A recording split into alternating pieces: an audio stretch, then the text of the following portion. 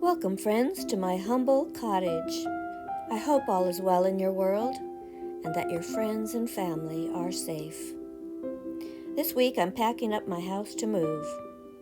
It's not easy leaving such a well-loved home that has embraced friends and family. I've been here for 7 years. You'll see some of my projects, some finished, some not, and how the rooms have changed through the years. I'm not sure if I even have a color scheme, as I like so many colors. And flowers are always a cottage necessity in my world. My family calls this place the Cottage, and they love the cozy intimacy it brings, where lively conversations and laughter abound.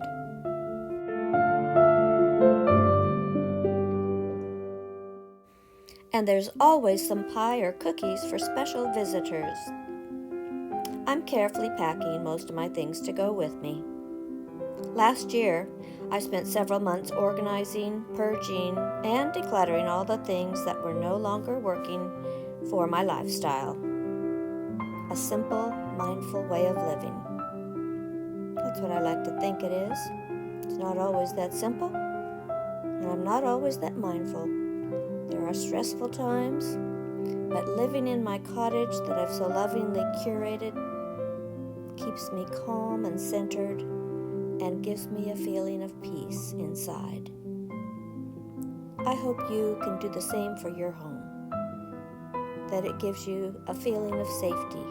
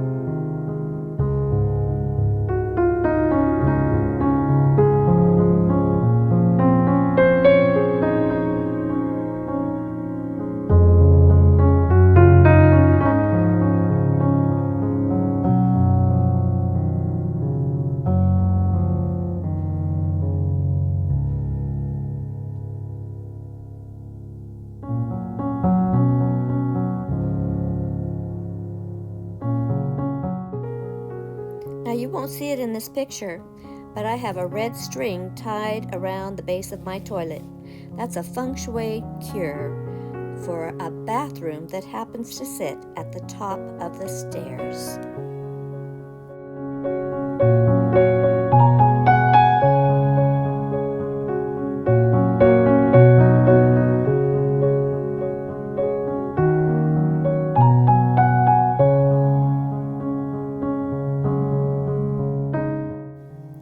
My bedroom is my sanctuary, so I always make my bed first thing and get dressed before I go downstairs to make my coffee and start my day.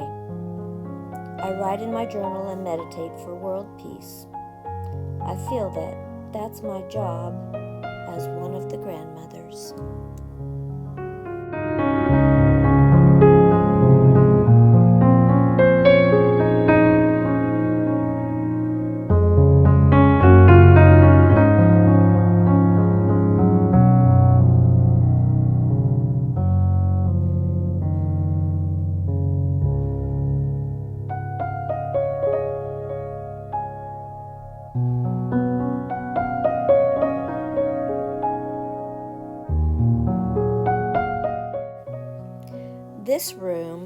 is the second bedroom, and it was just transformed over the last 6 months after my son moved out.